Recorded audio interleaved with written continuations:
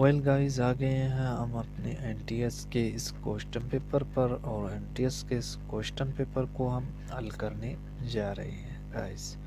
तो मेरे साथ साथ चलते रहिएगा, आपको इस तरह के कई वीडियोस मिलेंगे।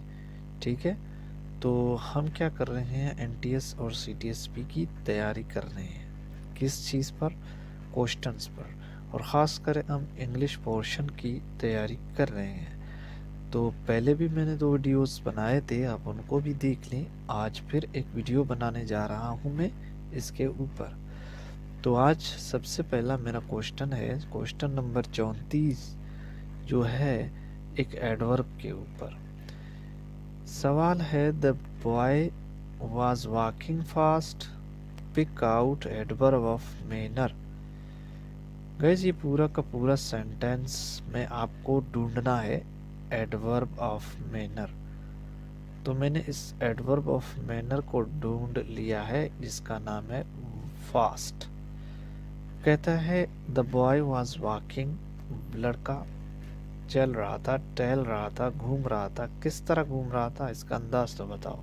फास्ट, तेज। तो पहला ऑप्शन दिया है वॉकिंग, बॉय वॉज, दूसरा दिया है, तीसरा दिया फास्ट, और चौथा डी दिया है। तो ये जो बिल्कुल सही ऑप्शन है वो है सी, क्योंकि लड़का तेज दौड़ रहा है। तो पिक ऑफ एडवर्ब आपका मैनर है फास्ट। फास्ट आपका जवाब है ये सी वाला। तो आ गया समझ में? कैसे आ गया समझ में?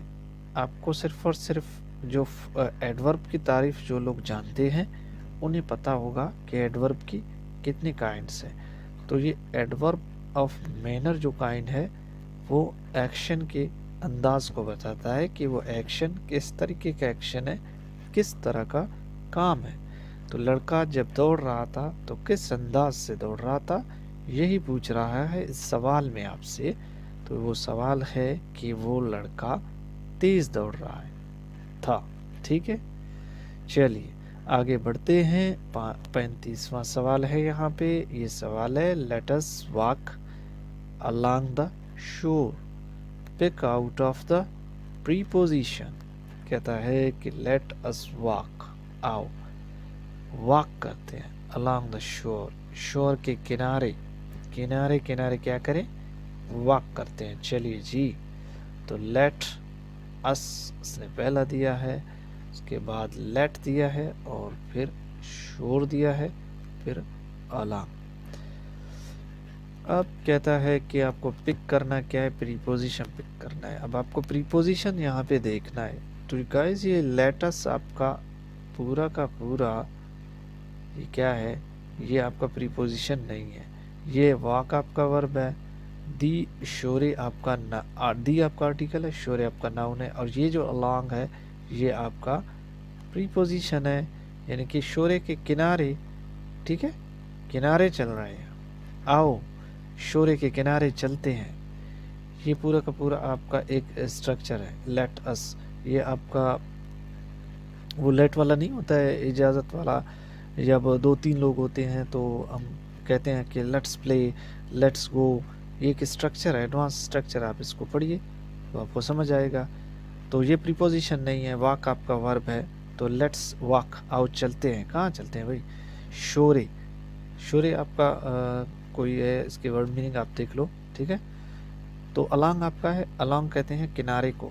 अगर किसी चीज़ के किनारे, आप किसी रोड के किनारे चल रहे हो, यानी कि ये रोड है, आप इसके बिल्कुल किनारे चल रहे हो, सीधे सीधे और, तो इसके लिए आप अलोंग लगाओगे। अगर आप इस तरह रोड क्रॉस कर रहोगे तो रोड की दूसरी तरफ जाओगे, तो इसके लिए आपको एक क्रॉस लगाना पड़ेगा गाइस।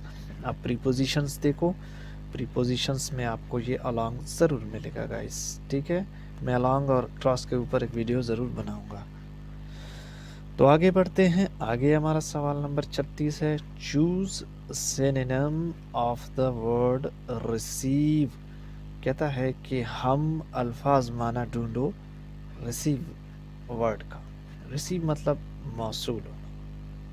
ठीक है, वसूल करना या मौसूल होना। तो रिटेन है, ए में रिटेन दिया है, दो में बी में डिमांड दिया है, सी में एक्सेप्ट दिया है और डी में गेट दिया है। तो रिसीव का मतलब ये वसूल करना या कबूल करना, तो आप एक्सेप्ट को ही लगा सकते हो। एक्सेप्ट मतलब कबूल करना, वसूल करना, ठीक है। तो एक्सेप्ट आपका जो है ना सिनोनिम्स है रिसीव का। गेट का मतलब है वसूल करना, ठीक है, गेट भी हो सकता है। तो आई थिंक एक्सेप्ट या गेट दोनों में से एक हो सकता है। तो 37वां सवाल है आपका, there is no doubt the earth is round. अब इस खाली जगह में क्या आएगा? There is no doubt the earth is round. कोई इसमें शक नहीं है, डाउट नहीं है वहाँ कि अर्थ जो है ना चक्कर लगाता है। यहाँ भी दैट आएगा कि बट आएगा, क्या आएगा? यही ये पूछ रहा है कि दैट आएगा, बट आएगा या एंड आएगा। और नीचे भी एक दिया है, मैं थोड़ा सा इसको स्क्रॉल करता हूँ। अच्छा, तो दैट भी दिया है, बट भी दिया है, एंड भी दिया है और इफ भी दिया है। देयर इज नो डाउट, कोई शक नहीं है। अब यहाँ पे दैट आएगा, कंजक्शन है, कंजक्शन आपका दैट ही आएगा कि क्या करता है, द अर्थ इज राउंड, जो कि जमीन चक्कर लगाता है। लेकिन नहीं आ सकता but the earth is round, there is no doubt but the earth is round, ये नहीं आ सकता। देयर इज नो डाउट, वहाँ कोई डाउट नहीं है, एंड और द अर्थ इज राउंड, और अर्थ चक्कर लगाता है। There is no doubt if the earth is round, ये भी नहीं हो सकता। तो मेरे हिसाब से दैट है, तो फिर भी आप चेक करो इसे। तो दैट आपका करेक्ट आंसर है ए। ओके गाइस, यहाँ तक काफ़ी है। मिलेंगे नेक्स्ट वीडियो में। वीडियो भी लंबा हो गया थोड़ा सा। ओके, अल्लाह हाफिज़, टेक केयर, अपना ख्याल रखना।